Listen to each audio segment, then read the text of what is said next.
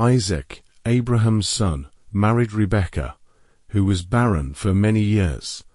Isaac prayed to the Lord, and Rebekah conceived twins. During her pregnancy, the baby struggled within her, prompting her to seek the Lord. Rebekah stood in the cool of the morning, her hands resting on her swelling belly. The child she carried, or perhaps children, she couldn't be certain, moved restlessly within her. It was not the gentle, occasional kick she had heard other women speak of, but a ceaseless, almost violent struggle, each day. The movements grew stronger, filling her with a deep sense of unease. Her husband, Isaac, had often prayed over her, for it was by God's mercy she had conceived at all. Yet now, as her discomfort grew, she began to wonder what this turmoil inside her could mean. Unable to bear the uncertainty, Rebekah sought the Lord in prayer. She ventured to a quiet place, where the wind whispered through olive trees and the scent of wild herbs filled the air. Falling to her knees, she poured out her heart. "Lord of heaven and earth," she cried, "why is this happening to me? Why do I feel such strife within me?"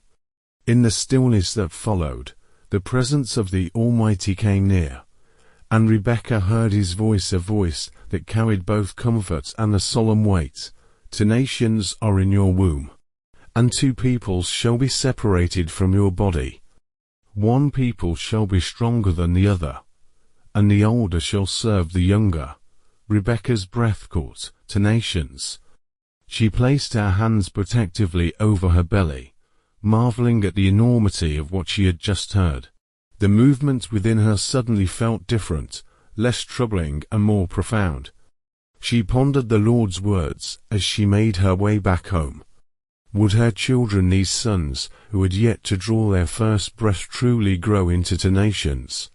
And how could it be that the elder would serve the younger?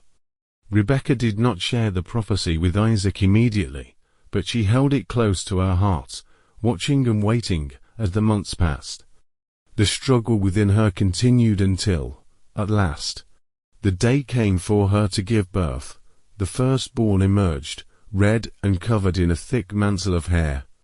They named him Esau, but no sooner had Esau been delivered than his brother followed, grasping Esau's heel with a determined grip. This second child, so different from his elder brother, was named Jacob.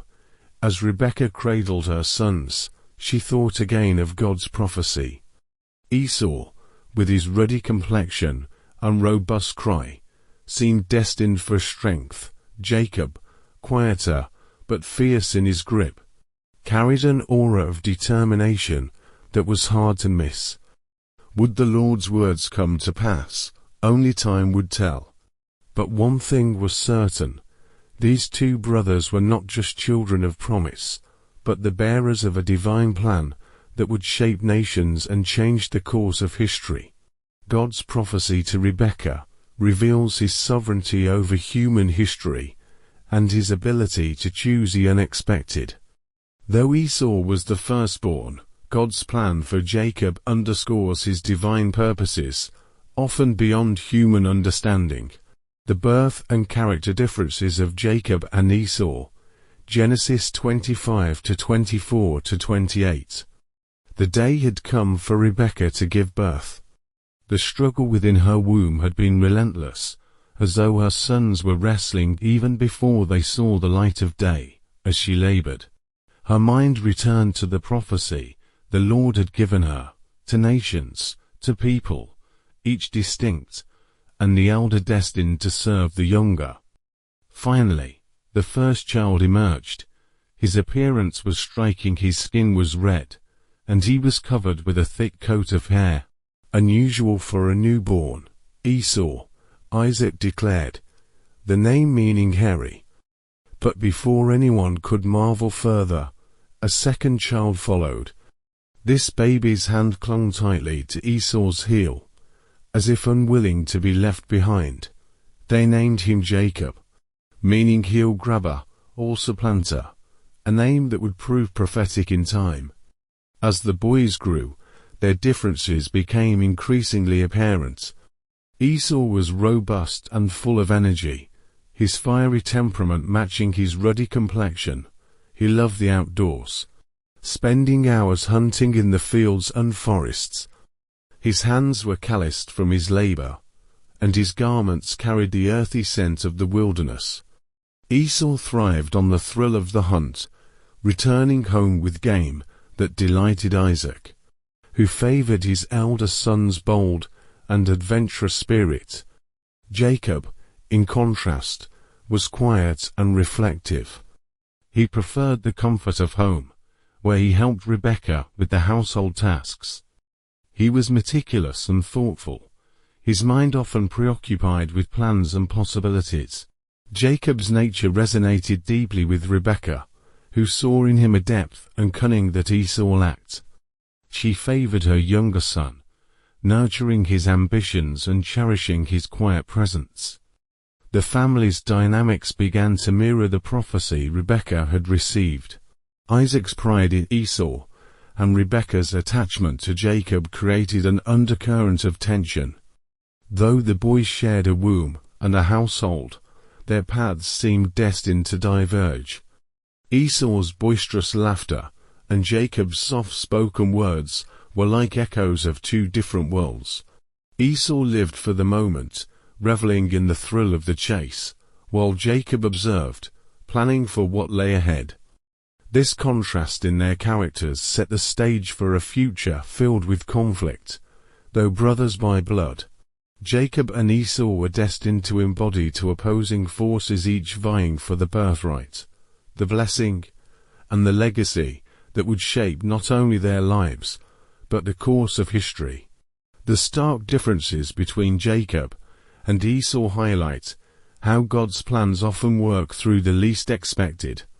Esau's strength and impulsiveness contrast with Jacob's quiet cunning, reflecting the tension between human ambition and divine will. Their story serves as a reminder that God's purposes transcend human preferences and expectations.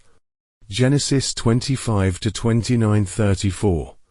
The midday sun blazed down on the camp. Jacob stirred a pot of lentil stew. The fragrant aroma of spices and simmering lentils wafted through the air. Carried by a gentle breeze, Jacob, ever meticulous, tasted the stew and nodded with satisfaction. He was not merely cooking a meal, he was crafting an opportunity. Esau, meanwhile, had just returned from the wilderness, his quiver empty, and his steps heavy. The thrill of the hunt had evaded him that day, and the pangs of hunger gnawed at his stomach.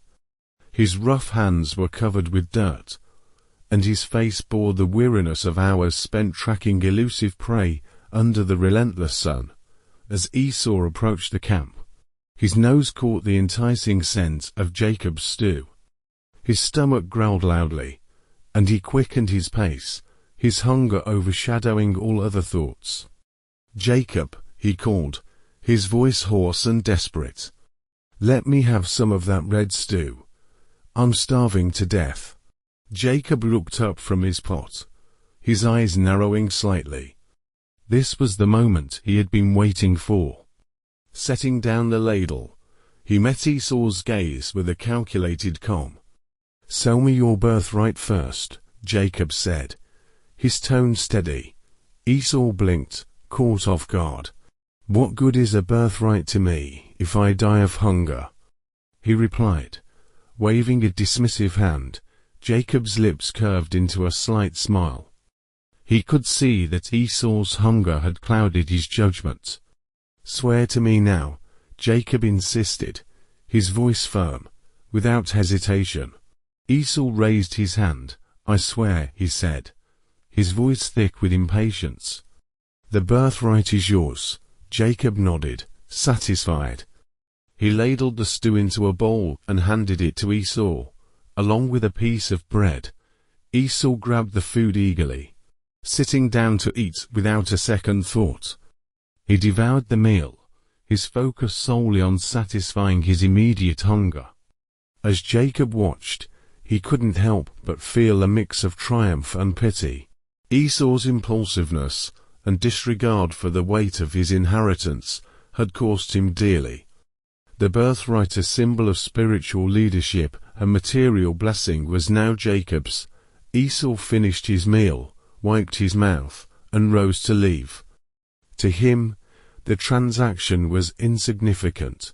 He had filled his stomach and could now return to his daily life. But Jacob knew better. This moment would have far-reaching consequences, not just for the brothers, but for generations to come. For Esau, the birthright had been nothing more than an abstract concept, easily traded for a bowl of stew. But for Jacob, it was a promise of something greater, a step toward the fulfillment of the destiny had spoken over him before his birth. Esau's impulsive decision to trade his birthright for a temporary need reveals his disregard for the spiritual and long-term significance of God's blessings. Jacob's cunning, though controversial, highlights his awareness of the value of divine promises. This story reminds us to prioritize eternal truths over fleeting desires. Genesis 27:1-4. The years had taken their toll on Isaac. His once strong frame had grown frail, and his sight had dimmed to near blindness. Now an old man, he often sat in his tent, reflecting on the promises of God, and the legacy he hoped to pass on to his eldest son, Esau. One morning, as the sun rose, and its golden light filtered through the tent's fabric, Isaac called for Esau. His voice, though weakened with age, carried the weight of purpose. Esau entered, his rugged appearance and earthy scent a testament to his life in the wild. "My son," Isaac began, reaching out to touch Esau's arm and confirm his presence. "Here I am, father," Esau replied, leaning close so his father could hear him clearly. Isaac took a deep breath. "I am old, and do not know the day of my death," he said. His voice trembled slightly, the reality of his mortality heavy upon him. "Now then, take your hunting gear, your quiver, and bow and go out to the open country to hunt some game for me." Esau's face lit up with eagerness. Hunting was his passion, and the prospect of preparing a meal for his father filled him with pride. Isaac continued, "Prepare me the kind of tasty food I love, and bring it to me to eat, so that I may give you my blessing before I die."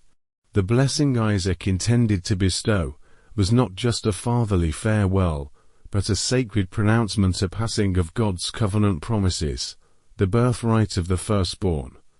It carried the weight of divine favor, prosperity, and leadership over the family's future. Esau nodded, his heart swelling with anticipation. He knew how much the blessing meant, though he may not have fully grasped its spiritual significance.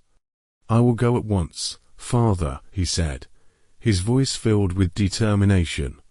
With that, Esau grabbed his bow and quiver and hurried out of the tent. His thoughts were focused on the hunt, eager to fulfill his father's request and secure the blessing he believed was rightfully his. Inside the tent, Isaac leaned back and sighed. The decision to bless Esau, despite knowing Jacob's quieter nature and the prophecy Rebekah had shared long ago, was driven by his love for his firstborn. Esau's boldness, strength, and skill as a hunter had always impressed Isaac. In his mind, Esau was the natural choice to carry on the family's legacy. But unknown to Isaac, his plans were about to be interrupted. Rebekah, who had overheard their conversation, was already forming a plan of her own. She could not forget the words God had spoken to her during her pregnancy, that the older would serve the younger. As Esau ventured into the wilderness to hunt, Rebekah moved quickly, setting into motion a scheme that would change the course of their family forever. Isaac's desire to bless Esau reflects his human inclination to favor strength and tradition. However, God's plans often defy human expectations.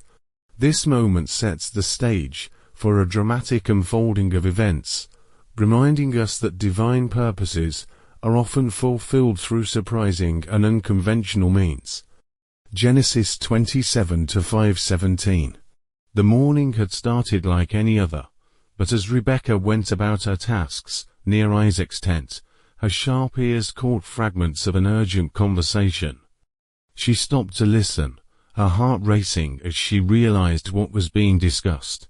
Isaac was preparing to bless Esau, her eldest son, a blessing that would seal Esau's position as the spiritual leader of the family and heir to God's covenant promises. Rebekah's mind flashed back to the prophecy God had given her.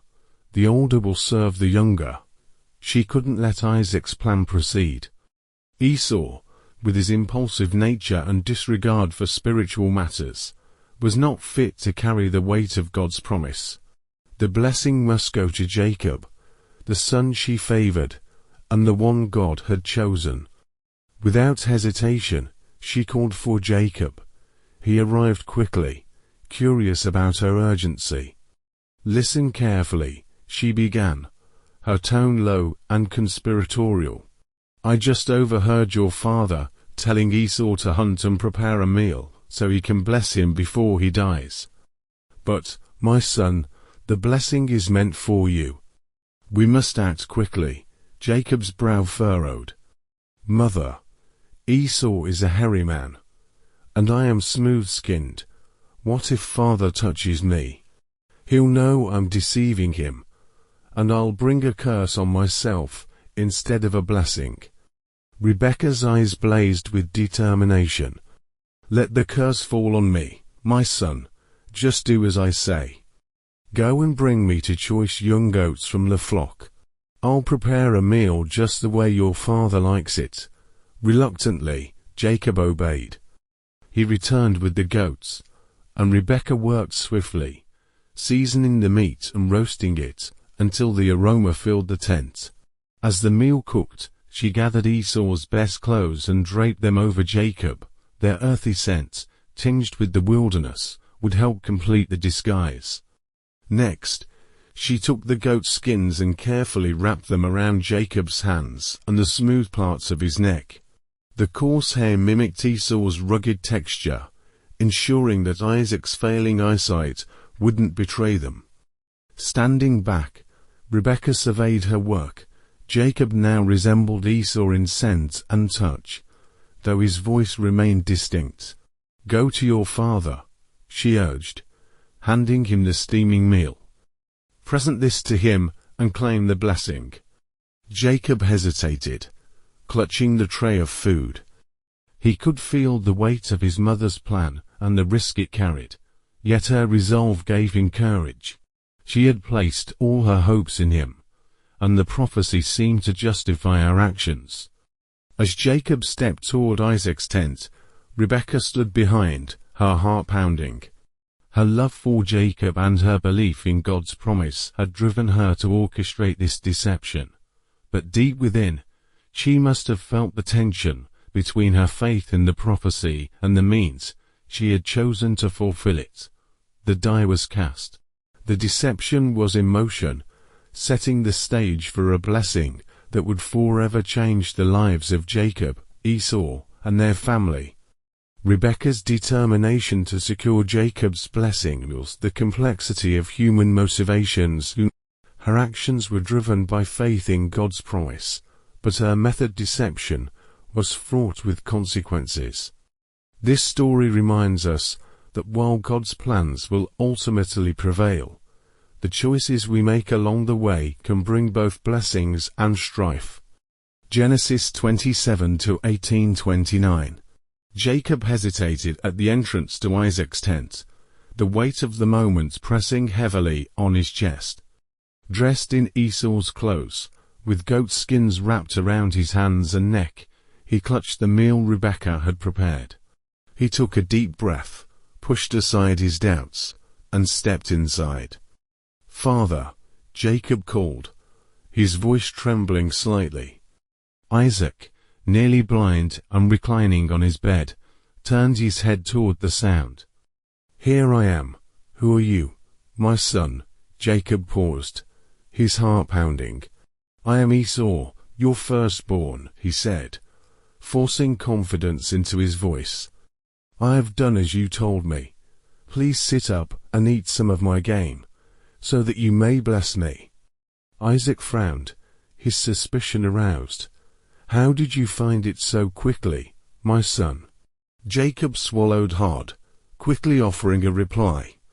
"The Lord your God granted me success," he said. Avoiding Isaac's clouded eyes, Isaac gestured for Jacob to come closer. "Come near so I can touch you, my son, to know whether you are really my son Esau or not." Jacob stepped forward, holding his breath as Isaac reached out. The old man's hands moved over the goatskin-covered arms and neck, feeling the coarse hair. "The voice is Jacob's," Isaac murmured, his brow furrowed in confusion. "But the hands are the hands of Esau." Still uncertain, Isaac asked again, "Are you really my son Esau?" "I am," Jacob lied, his voice steady despite the turmoil inside him. Satisfied, Isaac asked Jacob to bring him the food. Jacob placed the dish in his father's hands and watched as Isaac ate, savoring the meal. Afterward, Isaac leaned back, motioning for Jacob to come closer once more. "Come here and kiss me, my son." Jacob bent down, his heart racing, and kissed his father. As Isaac caught the scent of Esau's clothes, the earthy aroma of the fields, his doubts finally faded. "Ah, the smell of my son is like the smell of a field that the Lord has blessed," Isaac exclaimed. Then, lifting his hands in blessing, he spoke the words that would shape Jacob's future. "May God give you of the dew of heaven, and of the fatness of the earth, and plenty of grain and wine. Let people serve you, and nations bow down to you. Be lord over your brothers, and may your mother's sons bow down to you. Cursed be everyone who curses you, and blessed be everyone who blesses you." Jacob stood silently, letting the words wash over him. The blessing rich with promises of prosperity, power, and divine favor was his now. Yet beneath the triumph, he felt a pang of unease. He had gained the blessing through deception, fulfilling his mother's plan and the prophecy of his youth, but at what cost? As he left Isaac's tent, the weight of what he had done settled heavily on his shoulders. Though the blessing was his, the road ahead would be fraught with conflict, division, and consequences far beyond what he could yet imagine. Jacob's deceitful acquisition of the blessing underscores the tension between human actions and divine purposes. The promises Isaac pronounced align with God's covenant, yet Jacob's method reveals the flaws and frailties of human nature.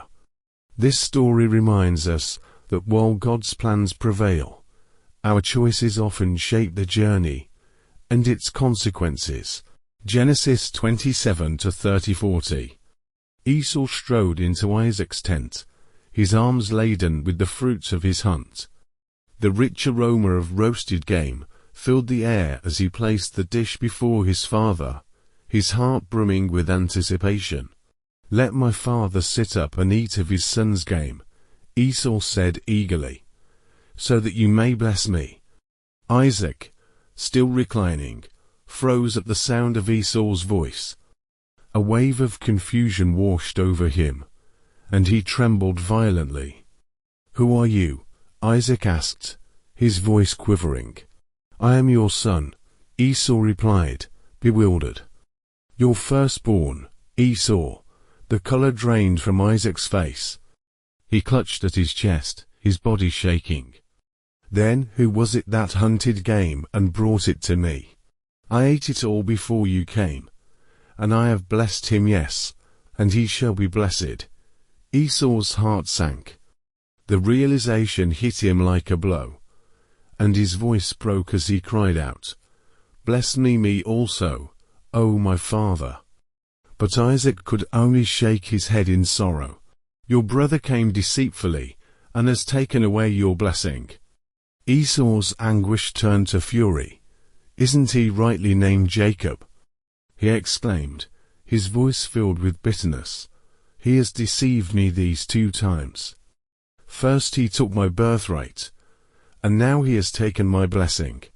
Tears streamed down Esau's face as he fell to his knees before Isaac. "Haven't you reserved any blessing for me?" he pleaded. Isaac sighed deeply, his voice heavy with regret. "I have made him lord over you, and all his brothers I have given to him as servants. I have sustained him with grain and wine. What then can I do for you, my son?" Esau's cries echoed through the tent, raw and heart-wrenching.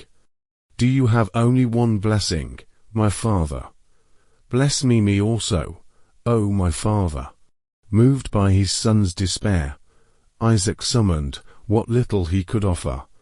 Though the blessing would not undo Jacob's, it would speak to Esau's future. "Behold, away from the fatness of the earth shall your dwelling be, and away from the dew of heaven on high. By your sword you shall live, and you shall serve your brother. But when you grow restless, you shall break his yoke from your neck." Esau rose slowly, his grief replaced by a smouldering hatred for Jacob. The words of the blessing rang in his ears, but all he could focus on was the betrayal. Jacob had stolen not only his birthright, but now his future. From that moment, Esau vowed revenge. "The days of mourning for my father are near," he muttered to himself, his voice laced with venom. "Then I will kill my brother Jacob." The bond between the twins, already frayed by years of rivalry, was now irreparably severed. Esau's heartbreak had hardened into resolve, setting the stage for years of enmity and struggle. Esau's anguish reveals the devastating consequences of Jacob's deception and highlights the importance of valuing spiritual blessings. Isaac's inability to reverse the blessing underscores the permanence of God's promises. This story reminds us that while human actions may divide, God's overarching plan continues to unfold, often in unexpected ways. Genesis 27:41-46. Esau's hatred burned like a fire, consuming his thoughts. Day after day, his anger toward Jacob grew, fueled by the bitterness of betrayal. He could not forget how Jacob had robbed him first of his birthright, then of his father's blessing. Unable to contain his fury, Esau began to speak openly of his plans. "The days of mourning for my father are near," he muttered, his voice hard with resolve. "Then I will kill my brother Jacob." Unbeknownst to Esau, his words reached Rebekah's ears. Her heart froze in fear for her younger son. Jacob was her pride, the one she had worked so hard to secure the blessing for. She could not let Esau's wrath destroy him. Calling Jacob to her, Rebekah's voice was urgent and trembling. "Your brother Esau is consoling himself with thoughts of killing you," she said. "Now, my son, listen carefully and do what I say. Flee at once to my brother Laban in Haran. Stay with him for a while, until your brother's fury subsides. When Esau forgets what you have done to him, I will send word for you to return." Jacob's heart sank. The home he had known all his life was no longer safe. Though he had received the blessing, the cost of his deception was becoming painfully clear. "But mother," Jacob began, his voice hesitant, "how long will it take for Esau to forgive me?" Rebekah avoided his gaze, her own uncertainty hidden behind her determination. "Go, my son, go now," she said firmly. Realizing there was no other choice, Jacob prepared to leave. As he packed, Rebekah approached Isaac. She needed to ensure that Jacob's departure would appear legitimate, and not born of fear. I am disgusted with living because of these Hittite women, she told Isaac, referring to Esau's wives, who had brought great distress to the family. If Jacob takes a wife from among the women of this land, from Hittite women like these, my life will not be worth living. Isaac, moved by her plea, agreed to send Jacob to Haran to find a wife among Rebekah's relatives. This would provide a cover for Jacob's sudden departure and protect him from Esau's vengeance. With his belongings gathered, Jacob embraced his mother. Rebekah held him tightly, her tears betraying the strength she tried to show. "Go, my son," she whispered, her voice breaking. "May the Lord be with you and keep you safe." As Jacob set out on the long journey to Haran, he could not shake the weight of what he was leaving behind. His deception had secured the blessing, but it had also fractured his family, forcing him into exile. Uncertain of what lay ahead, Jacob's path would be filled with trials and lessons. In Haran, he would face his own struggles and begin a journey of transformation, one that would ultimately shape him into the man God intended him to be. Jacob's flight to Haran marks the beginning of a period of growth and refinement. His departure shows the consequences of deception, but also the unfolding of God's plan through human flaws. This story reminds us that even in the midst of conflict and uncertainty, God's purposes remain steadfast, guiding us toward redemption and growth. Genesis 25-27, with reflections from Genesis 33. The story of Jacob and Esau is one steeped in tension, rivalry, and divine sovereignty. Their lives reveal deep insights into the consequences of favoritism, deception, and the value of spiritual blessings, offering important lessons on family dynamics and the power of reconciliation. The rivalry between Jacob and Esau rooted in the complex dynamics of their family. Rebekah, who favored Jacob, and Isaac, who loved Esau, planted the seeds of division. This favoritism created a competitive spirit between the brothers, each feeling entitled to what the other had. Esau's impulsive disregard for his birthright, and Jacob's cunning deception to steal the blessing, grew from these deep-seated feelings of favoritism and unmet desires. As their rivalry escalated, it became a defining feature of their relationship, leading to betrayal, conflict, and the eventual separation of the brothers. Despite the human flaws of deception and manipulation, God's overarching plan remained unbroken. From the moment Rebekah received the prophecy that the older will serve the younger, it was clear that God's purposes would be fulfilled, no matter the actions of the individuals involved. Jacob, though not without fault, would become the father of the covenant people, and the blessing he received was a part of God's sovereign will. This narrative affirms that God's plan is not thwarted by human error.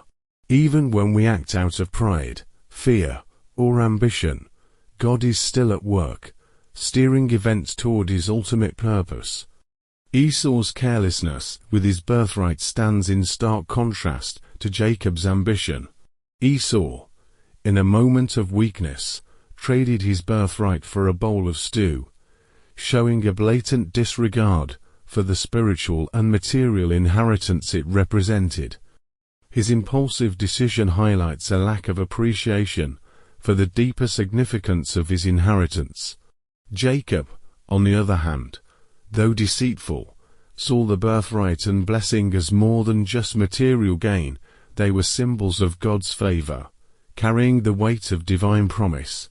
This contrast forces us to consider our own values.